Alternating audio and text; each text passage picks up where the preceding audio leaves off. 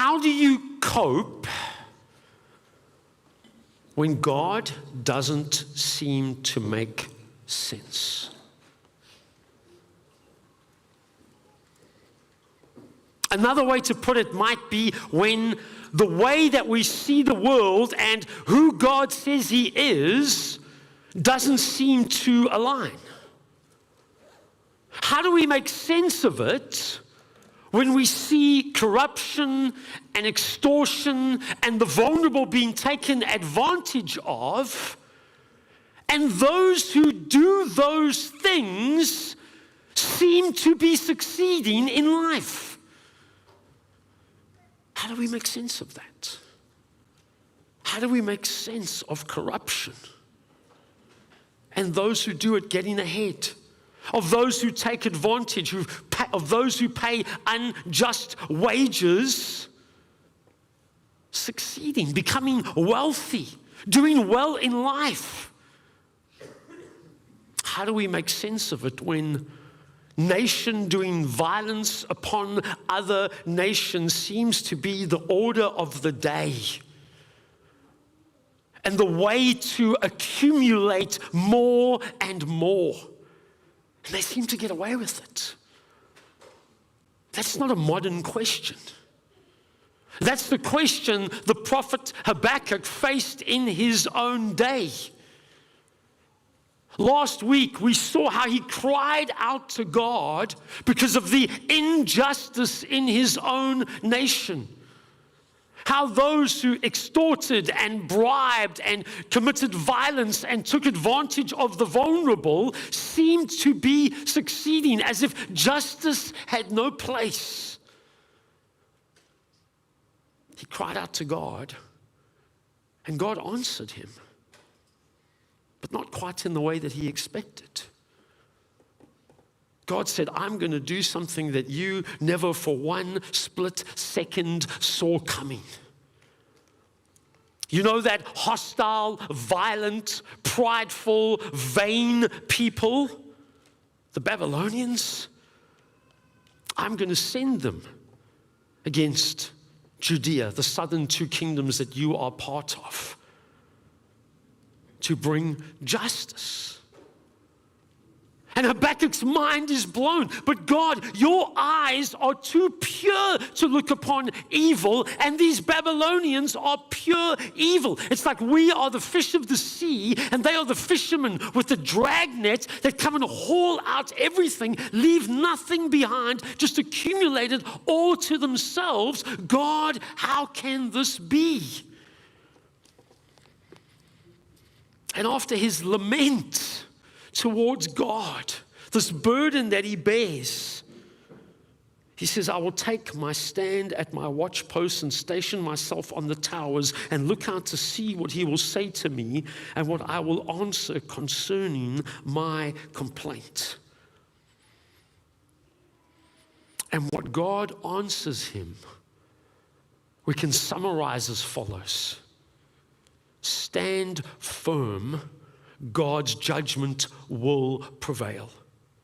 Stand firm, God's judgment will prevail. God says to him, write the vision. Make it plain on tablets so he may run who reads it. For still the vision awaits its appointed time. It hastens to the end. It will not lie. If it seems slow, wait for it. It will surely come. It will not delay. Behold, his soul is puffed up. It is not upright within him, but the righteous shall live by his faith. Moreover, wine is a traitor, an arrogant man who is never at rest. His greed is as wide as Sheol. Like death, he has never enough. He gathers for himself all nations and collects as his own all peoples.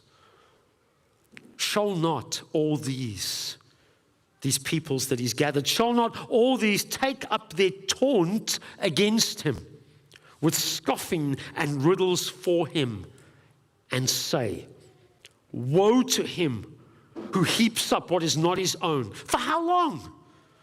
and loads himself with pledges. Will not your debtors suddenly arise, and those awake who will make you tremble? Then you will be spoil for them. Because you have plundered many nations, all the remnants of the people shall plunder you for the blood of man and violence to the earth, to cities and all who dwell in them. Woe to him who gets evil gain for his house, to set his nest on high, to be safe from the reach of harm. You have devised shame for your house. By cutting off many peoples, you have forfeited your life. For the stone will cry out from the wall, and the beam from the woodwork respond. Woe to him who builds a town with blood and founds a city on iniquity. Behold, is it not from the Lord of hosts that people labor merely for fire, and nations weary themselves for nothing? For the earth will be filled with the knowledge of the glory of the Lord as the waters cover the sea. Woe to him who makes his neighbors drink. You pour out your wrath and make them drunk in order to gaze at their nakedness. You will have your fill of shame instead of glory. Drink yourself and show your uncircumcision. The cup in the Lord's right hand will come around to you, and utter shame will come upon your glory. The violence done to Lebanon will overwhelm you, as will the destruction of the beasts that terrified them, for the blood of man and violence to the earth, to cities and all who dwell in them. What profit is an idol when its maker has shaped it, a metal image, a teacher of lies? For its maker trusts in his own creation when he makes speechless idols. Woe to him who says to a wooden thing, awake, to a silent stone, arise.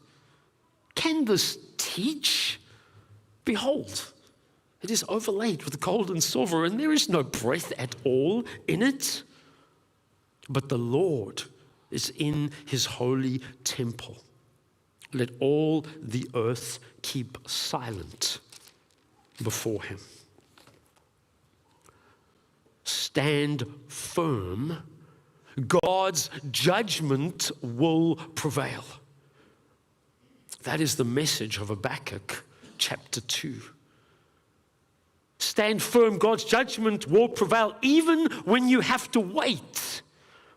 Write the vision, make it plain on tablets so he may run who reads it. For still the vision awaits its appointed time. It hastens to the end, it will not lie. If it seems slow, wait for it. It will surely come. It will not delay. God says to Habakkuk, write it down. It needs to be plain on tablets. It needs to be able to spread far and wide, because the amount of time coming, if it's not plain, might just distort it.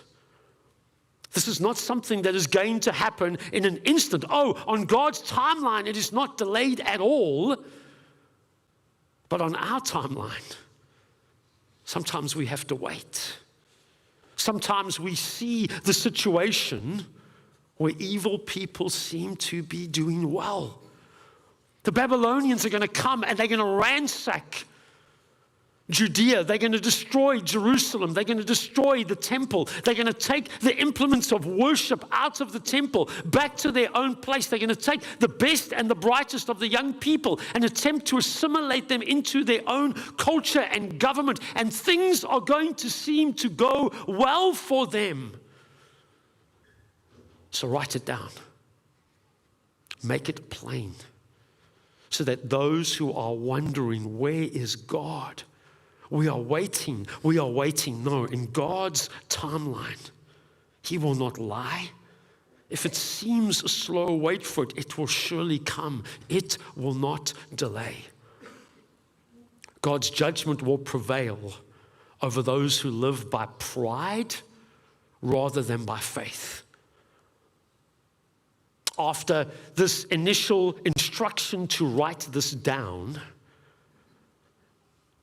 God gives him an overview of who the Babylonians are. Then he's going to move into 5 specific ways that they behave and how they're going to reap what they sow. But first, he describes the basic properties of who they are. Behold, his soul is puffed up. It is not upright within him, but the righteous shall live by his faith. Moreover, wine is a traitor, an arrogant man who is never at rest. His greed is as wide as Sheol. Like death, he has never enough. He gathers for himself all nations and collects as his own all peoples. There is a basic distinction between 2 kinds of people.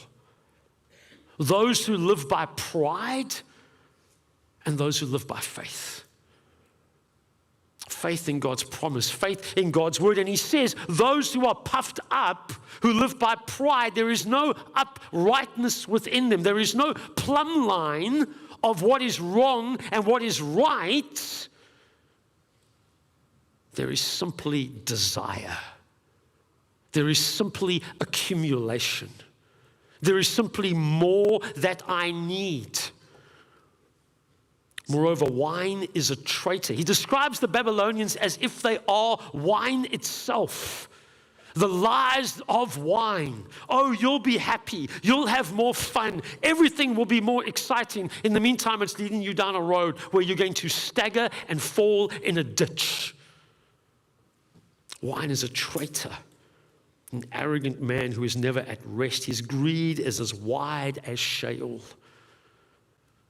God agrees with Habakkuk's summary of who this people are. Like fishermen with a dragnet that would drag everything out of the ocean and leave behind no life. Sheol is the underworld, the place of waiting for the souls of those who don't believe in God. It is never filled. That is the characteristic of the Babylonians. That is the characteristic of those who live by pride. Attempting to gather everything, collect all peoples. And then all those peoples will pronounce 5 woes. Shall not all these take up their taunt against him, with scoffing and riddles for him, and say, stand firm. God's judgment will prevail over those who live by pride rather than faith, who succeed through extortion. Woe to him who heaps up what is not his own. For how long? And loads himself with pledges. Each of these woes takes the form of, this is what you have done. This is how you will reap what you sow. Paul tells us in the New Testament that the primary way that God's wrath is revealed is by allowing people to continue down the trajectory they are already on so that they reap what they sow. And we see this clearly in Habakkuk chapter 2. Loads himself with pledges. The NIV translates that word extortion. It's financial manipulation. It's lending money at a rate that people can't afford to pay back, putting them further into debt and under your control. It's taking advantage of those who have less than you. It's paying wages that aren't sufficient for people to be able to live. And then heaping up what is not their own. Through those interest rates, through that financial extortion, through those pledges, the rich becoming richer and the poor becoming poorer. Trying to heap up everything for themselves. Will not your debtors suddenly arise, and those awake who will make you tremble? Then you will be spoil for them. Because you have plundered many nations, all the remnants of the people shall plunder you, for the blood of men and violence to the earth, to cities and all who dwell in them. Won't there be a revolution against those who are in power? As we've seen in the history of the world, when things become so unjust that people rise up, God's judgment will prevail. And hopefully it hardly needs saying, but let me say it anyway. So often we think of God's judgment, we think of that as something that is a negative aspect of God. But hopefully you can see in this context in the context of the injustice, in the context of a warlike people who will come and raise cities to the ground and leave mounds of skulls of the dead, do you begin to perhaps think just a little bit, maybe God should have judgment? Maybe it might be appropriate, at least in this circumstance. Number 2, stand firm. God's judgment will prevail over those who gain security through suffering.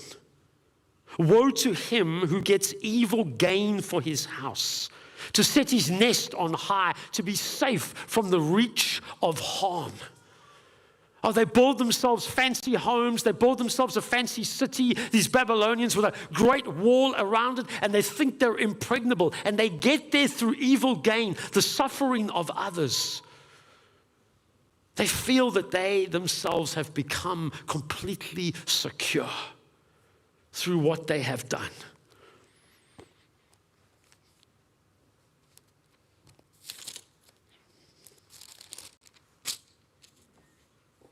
You have devised shame for your house. In the Bible, shame is associated with being brought down low, with being thrown to the ground. They think they are high up. They think they are beyond the reach of harm. They think that their plotting and their scheming and their gathering and their gaining has brought them to a place of security. You have devised shame for your house. You reap what you sow. It's not just that something is going to come and undo what you've done, God says. God says the very way that you thought you had gained security will be your undoing. By cutting off many peoples, you have forfeited your life. For the stone will cry out from the wall, and the beam from the woodwork respond. As I read that, I couldn't help but think of Daniel chapter 5. Daniel chapter 5 is the day before the fall of Babylon, the very thing that this prophecy of God to Habakkuk is about. King Belshazzar made a great feast for 1,000 of his lords and drank wine in front of the thousands. Belshazzar, when he tasted the wine, commanded that the vessels of gold and of silver that Nebuchadnezzar his father had taken out of the temple in Jerusalem be brought, that the king and his lords, his wives, and his concubines might drink from them. Then they brought in the golden vessels that had been taken out of the temple, the house of God in Jerusalem. And the king and his lords and his wives and his concubines drank from them. They drank wine and praised the gods of gold and silver, bronze, iron, wood, and stone. Immediately, the fingers of a human hand appeared and wrote on the plaster of the wall of the king's palace opposite the lampstand. And the king saw the hand as it wrote. Then the king's color changed and his thoughts alarmed him. His limbs gave way and his knees knocked together. And they tried to find somebody to interpret it, and at last they brought Daniel in. This is the interpretation of the matter. God has numbered the days of your kingdom and brought it to an end. You have been weighed in the balances and found wanting. Your kingdom is divided and given to the Medes and the Persians. The fingers of a human hand appeared and wrote on the plaster of the wall. For the stone will cry out from the wall, Habakkuk said. Stand firm. God's judgment will prevail over those who build with bloodshed. Woe to him who builds a town with blood and founds a city on iniquity. The bloodshed that they undertook, the cities that they left devastated, the peoples that they committed genocide on. What an interesting response from God on this one. Behold, is it not from the Lord of hosts that people labor merely for fire and nations weary themselves for nothing? You thought you were building something on bloodshed? You thought you were making a name for yourselves. You thought you would last through the generations by building on bloodshed. Oh, you don't know how the world works. Oh, for a short time it might seem that way. But it's from the Lord of hosts that people labor merely for fire. What you build in this way cannot last. God has decreed that it cannot last. The nations weary themselves for nothing. All this campaign that you undertook, all this military excursion, all this bloodshed, wearied yourselves for nothing. There's only one thing that lasts. For the earth will be filled with the knowledge of the glory of the Lord as the waters cover the sea. Stand firm. God's judgment will prevail over those who glory in violence. Woe to him who makes his neighbors drink. You pour out your wrath and make them drunk in order to gaze at their nakedness. I must admit, at first I didn't quite get this one. What exactly is this woe? Cause your neighbors to drink. Are they enticing them into their own sin? But the response from God doesn't actually fit with that. Let's look at how God responds to what they are doing. You will have your fill of shame instead of glory. Drink yourself and show your uncircumcision. The cup in the Lord's right hand will come around to you, and utter shame will come upon your glory. The violence done to Lebanon will overwhelm you, as will the destruction of the beasts that terrified them, for the blood of man and violence to the earth, to cities and all who dwell in them. Wine can have a number of metaphorical meanings within Scripture. When we read of the cup in the Lord's hand, it is a wine cup of wrath that is poured out. It is violence upon those who do violence. And he responds, the violence done to Lebanon. The metaphor of wine in this instance, you pour out your wrath and make them drunk in order to gaze at their nakedness. It's an image of drunken people falling over with the red wine spread upon the ground, no longer able to even cover themselves. It's actually an image of bodies strewn across the battlefield. Specifically in this instance, the violence done to Lebanon. Lebanon is another name for the two southern nations of Judah. God hones in specifically now on what they are going to do to his people. Utter shame will come upon your glory. Oh, they gloried in violence. They gloried in power. They gloried in being able to lord it over other people and have their lives in the palm of their hands. All that time failing to realize that their lives are in the palm of his hands. Stand firm. God's judgment will prevail over those who trust desire more than God. What profit is an idol when its maker has shaped it? A metal image, a teacher of lies. For its maker trusts in his own creation when he makes speechless idols. Woe to him who says to a wooden thing, awake, to a silent stone, arise. Can this teach? Behold, it is overlaid with gold and silver, and there is no breath at all in it. You want silence? I'll give you silence, but the Lord is in his holy temple. Let all the earth keep silence before him. I phrased this, those who trust in their desires rather than God, because what is an idol other than the externalization of human desire out of control? Oh, we don't relate to images of gold and silver, but those idols were desires put in the place of God desire for success, desire for wealth, desire for fame, desire for sexuality, desire for fertility, desire for a name, desire for generations into the future, desire for power, desire for control. Oh, we don't associate with idols of gold and silver. Perhaps we might associate with the desires that are behind those things. Externalized, so we can say, oh, we're living for that thing that's greater than ourselves when there is not even breath within it. When it cannot speak. When it is silent.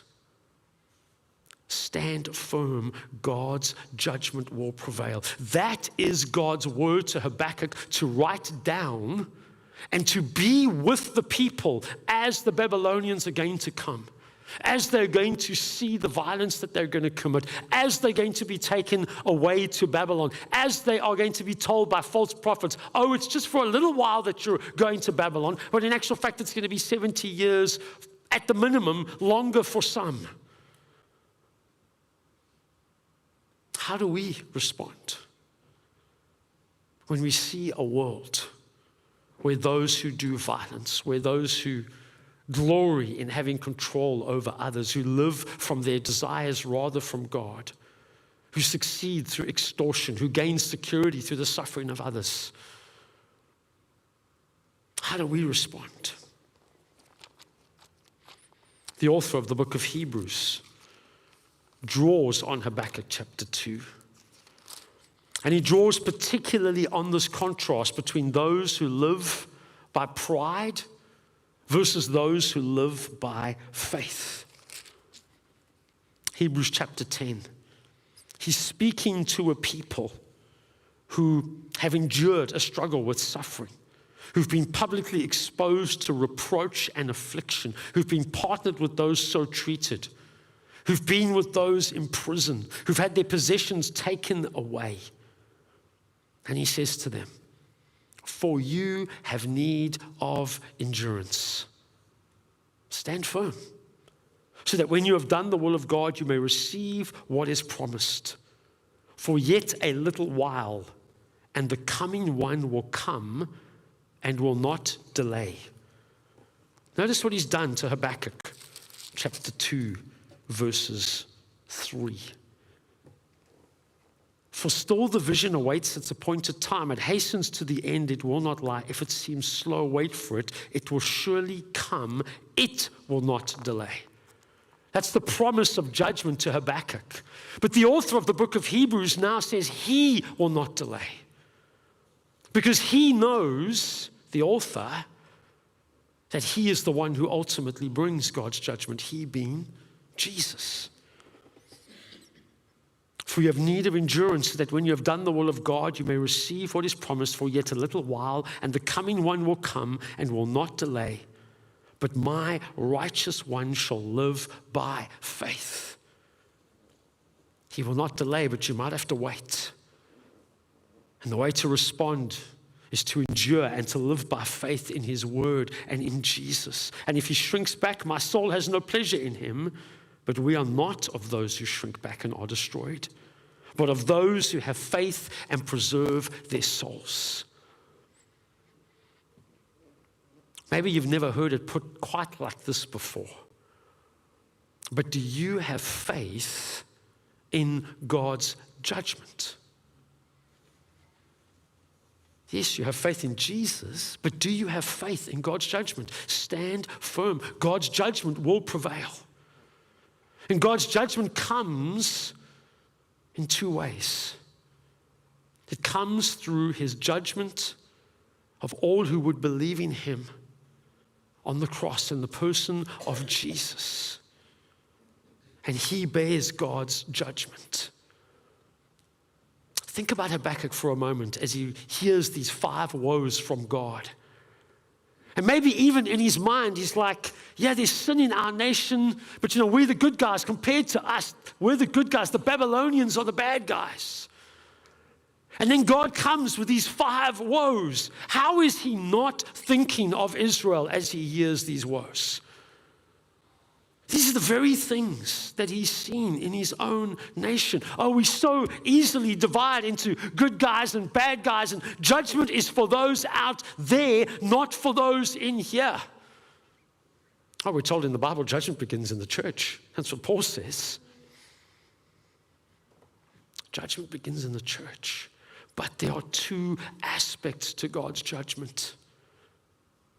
You need to have faith that judgment was taken for you by Jesus on the cross. And you need to have faith as you look into the world and you see seemingly those who extort and do violence and take advantage succeed.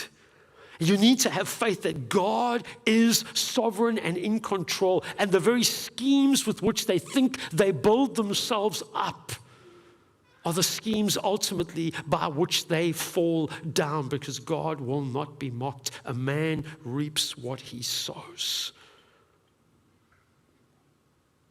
Ultimately, there is God's judgment. His judgment through Jesus, and his ultimate judgment for those who don't believe in Jesus.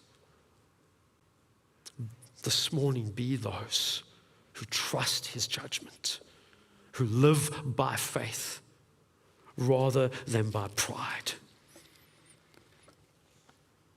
I'm going to end this morning with us just sitting in a minute of silence. Throughout Scripture, whenever God gives judgment, you will see there is silence. In the book of Revelation, when God prepares for judgment, there is utter silence. And so I want to give you a moment just to contemplate God's judgment, both aspects of it. And ask this question: do you trust in God's judgment? The Lord is in his holy temple. Let all the earth keep silence before him.